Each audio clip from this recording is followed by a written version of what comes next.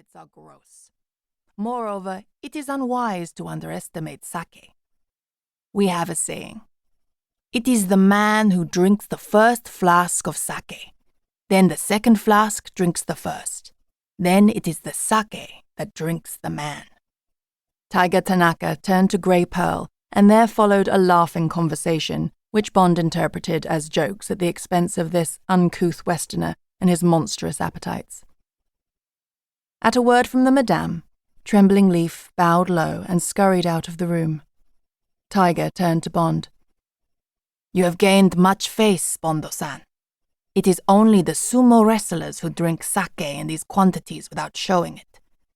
She says you are undoubtedly an 8-flask man. Taiga's face became sly. But she also suggests that you will not make much of a companion for Trembling Leaf at the end of the evening. Tell her that I am more interested in her own, more mature charms.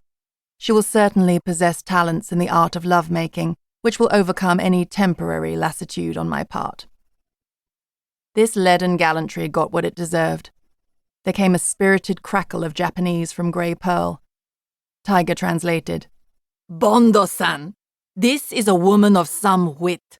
She has made a joke. She says she is already respectably married to one Bon-san, and there is no room on her futon for another. Bon-san means a priest, a greybeard. Futon, as you know, is a bed. She has made a joke on your name. The geisha party had been going on for 2 hours, and Bond's jaws were aching with the unending smiles and polite repartee.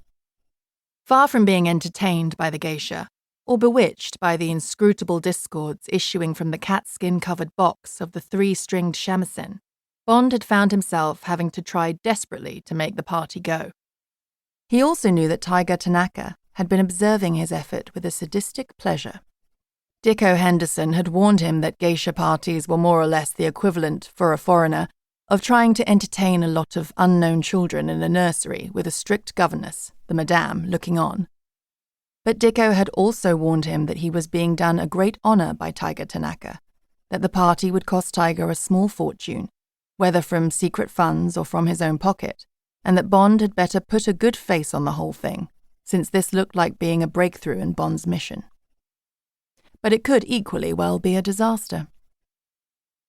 So now Bond smiled and clapped his hands in admiration.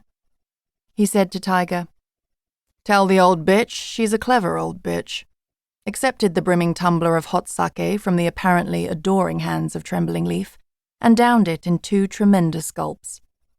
He repeated the performance so that more sake had to be fetched from the kitchen. Then he placed his fist decisively on the red lacquer table and said with mock belligerence, All right, Taiga, go to it. It was the old game of scissors cut paper. Paper wraps stone, stone blunts scissors, that is played by children all over the world. The fist is the stone, 2 outstretched fingers are the scissors, and a flat hand is the paper. The closed fist is hammered twice in the air simultaneously by the 2 opponents, and at the 3rd downward stroke, the chosen emblem is revealed. The game consists of guessing which emblem the opponent will choose, and of you yourself choosing one that will defeat him. Best of 3 goes or more. It is a game of bluff. Taiga Tanaka rested his fist on the table opposite Bond. The 2 men looked carefully into each other's eyes. There was dead silence in the box-like little lath and paper room, and the soft gurgling of the tiny brook in the ornamental square of garden outside the open partition could be heard clearly for the first time that evening. Perhaps it was this silence, after all the talk and giggling. Or perhaps it was the deep seriousness and purpose that were suddenly evident in Taiga Tanaka's formidable, cruel samurai face. But Bond's skin momentarily crawled. For some reason, this had become more than a children's game. Taiga had promised he would beat Bond. To fail would be to lose much face. How much? Enough to breach a friendship that had become oddly real between the 2 of them over the past weeks. This was one of the most powerful men in Japan. To be defeated by a miserable gaijin in front of the 2 women might be a matter of great moment to this man.